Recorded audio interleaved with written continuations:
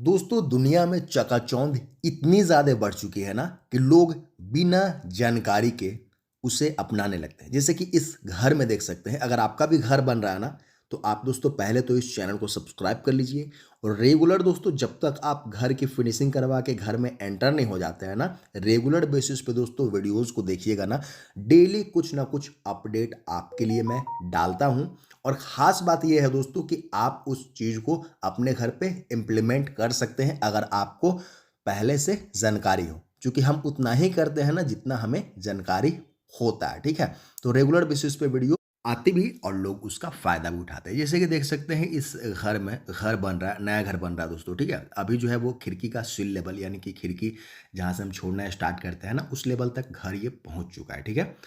अभी देखेंगे दोस्तों यहाँ पे एक अलमीरा बनाया जा रहा है, वार्डरोब इसको बोलते हैं, ठीक है? और ये वार्डरोब दोस्तों आप देखेंगे ना बेडरूम के बाहर बनाना बहुत अच्छा आइडिया है, ठीक है? बहुत अच्छा आइडिया है क्योंकि दोस्तों इसमें जो है वो घर का बेडरूम का कोई भी जो हिस्सा जो है वो डिस्टर्ब नहीं होता है, ये बेडरूम के बाहर रहता है। सेटबैक एरिया में जो हम खिड़की वगैरह खोलने के लिए जो जगह रखते हैं ना, उसी एरिया में दोस्तों ये एडजस्ट हो जाता है। तो प्लान में किसी प्रकार की कोई कमी नहीं है। मिस्त्री इसको किस तरीके से या किस गलत तरीके से बनवा रहा है ना, वो मायने रखता है। दोस्तों जब भी आपकी बीम की ढलाई हो, इस तरीके से आप देख सकते हैं प्लिंथ बीम की दोस्तों जब ढलाई होती है ना, उसी ढलाई को आप दोस्तों 4 इंच ऊपर इस तरीके से एक्सटेंड करके ढलाई करवाएंगे और वहीं से दोस्तों एक स्लैब जो है वो कैंटिलीवर स्लैब जो है वो अपने प्रॉपर्टी एरिया में निकालेंगे।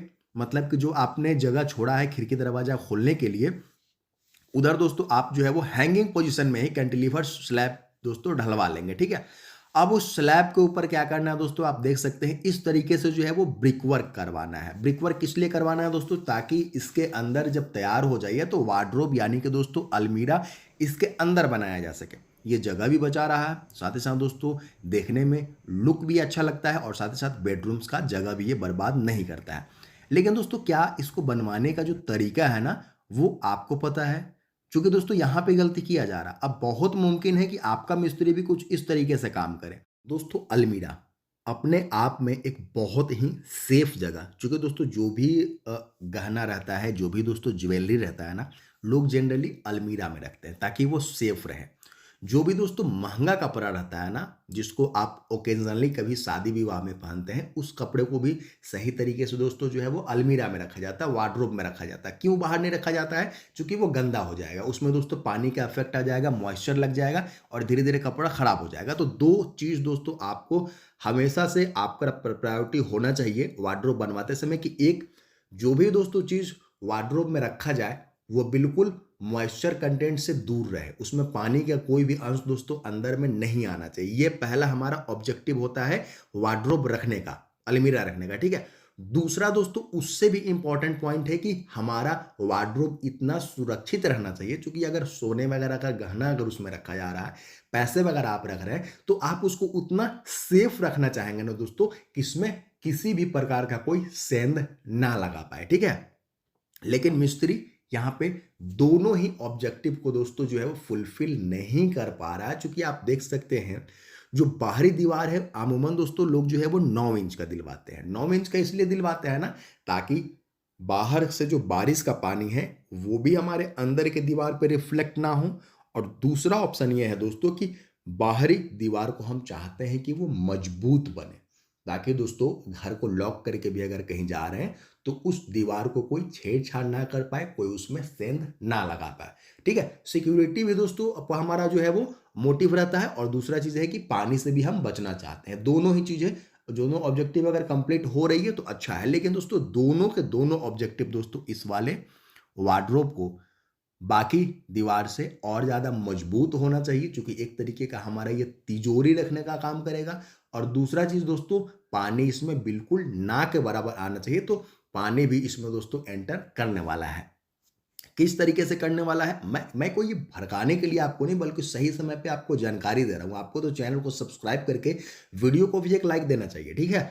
क्योंकि दोस्तों आप देख सकते हैं इसका जो दीवार है ना, सिर्फ और सिर्फ ईंट का बनाया जा रहा है, वो भी कितना, मात्र 5 इंच का। दोस्तों मात्र 5 इंच का दीवार कभी भी वाटर प्रूफ नहीं होता है, ठीक है?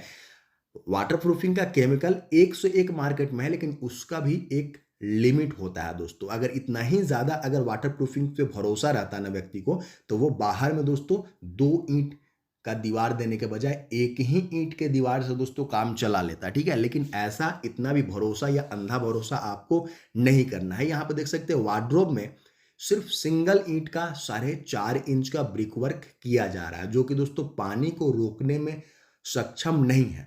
अब दोस्तों ये भी बहुत से मिस्त्री के द्वारा दलील दी जाती है कि अंदर से तो फर्नीचर का काम होगा, प्लाईवुड लगाया जाएगा। दोस्तों प्लाईवुड लंबे समय तक अगर दोस्तों मॉइस्चर के कांटेक्ट में रहेगा ना, तो प्लाईवुड भी सड़ने की जो है वो समस्या आती है। और प्लाईवुड लगवाने का जो कीमत है दोस्तों, मैं आपको बता रहा हूं, अगर 7x3 का भी दोस्तों अगर लिंटर लेवल के नीचे सिर्फ आप वार्डरोब बनाएंगे ना, उसको बनवाने में भी दोस्तों लगभग जो है वो 20 से 25 हजार का जो है वो खर्चा आता है। तो इतना खर्चा आप बार बार कर नहीं सकते हैं। एक बार दोस्तों महंगा कपड़ा में अगर मॉइस्चर लग गया, आप डेली तो दोस्तों वार्डरोब को खोल करके चेक नहीं करने जा रहे, ठीक है, तो कपड़ा भी खराब होने का दिक्कत है। और दूसरा चीज दोस्तों, 4 इंच के दीवार पे कभी भी अपना कीमती सामान पैसा दोस्तों आप रखना नहीं चाहेंगे, क्योंकि दोस्तों आजकल के चोर भी बहुत ज्यादा एडवांस हो गए हैं और उनको भी जानकारी है कि सबसे घर का वीक पॉइंट क्या है, ठीक है। तो ये चीजें आपको हमेशा ध्यान में देनी है। अब बात कर लेते हैं कि बनवाना कैसे है। दोस्तों जो स्लैब ढलाया है ना नीचे का, वहां तक काम बिल्कुल परफेक्ट किया गया है। आपको दोस्तों कम से कम जो है वो 9 इंच का ब्रिक वर्क आपको करवाना है, जैसा कि आप बाहरी दीवार पे कर रहे हैं।